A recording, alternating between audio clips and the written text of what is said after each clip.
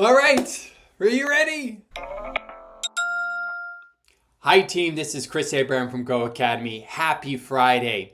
In this video, we're going to go through a couple case studies involving the Civil War. Use this to help you analyze the questions and help you with your history teacher certification exams. And if you like it, give it a big thumbs up at the end. Thanks team. Now let's get started. I want you to take a moment. I want you to read this one. This is on Reconstruction, at the end of Reconstruction, okay? So the Compromise of 1877.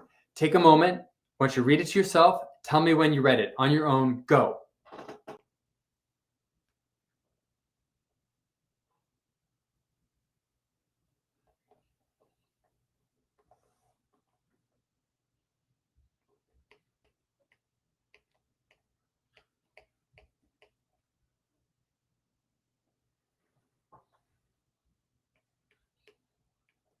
So it starts off saying, which of the following statements best describes a major consequence of the withdrawal of federal troops from the South in 1877?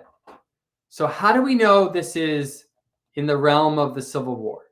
What are the clues that it's some type of Civil War or post-Civil War question? The South, right? I think the South and the North is something to do with the Civil War, right? What were the dates of the Civil War? I think the Civil War was what? Civil War was 1861 to 1865. And we're in that period after the Civil War. And at the end of, what's this period called? Between 1865 and 1877. That's called what? Reconstruction, right? So we're in this period of Reconstruction. And this happens to be sort of the end of Reconstruction, right? And it's involving withdrawing those troops. Now, what happens when the federal government withdraws the troops from the South? What happens to the 13th, 14th, and 15th Amendment? What happens to the 15th Amendment, the right to vote? It's almost non-existent, right? The 14th Amendment, citizenship rights, the right to own land, almost completely wiped out, right? Okay, so let's see here. Reading over these choices. Did it, withdrawing the troops, enable Southern landowners to restore the plantation system? So did it allow for the institution of slavery to continue? No. So we never go back to plantations, right? So the 13th Amendment stands. Okay, so this is out. We don't go back to plantations. And what's antebellum mean again? I forget. Antebellum is another way of saying what? Antebellum is before the Civil War, right?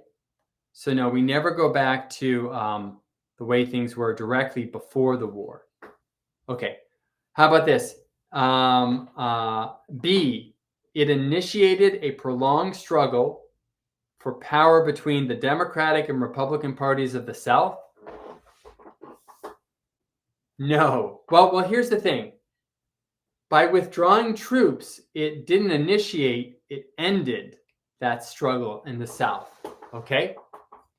So by withdrawing the troops and making that compromise, we just did this compromise a few moments ago, right? By making this compromise, it allowed for the South to have representatives in Congress.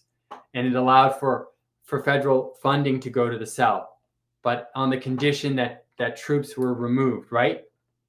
So no, it doesn't lead to a prolonged struggle. It sort of ends that struggle.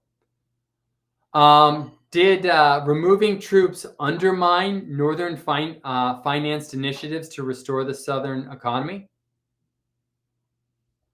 No, by removing troops, it allowed for Northern, by ending the conflict, it allowed for the North to finance initiatives to restore the South. What did it do?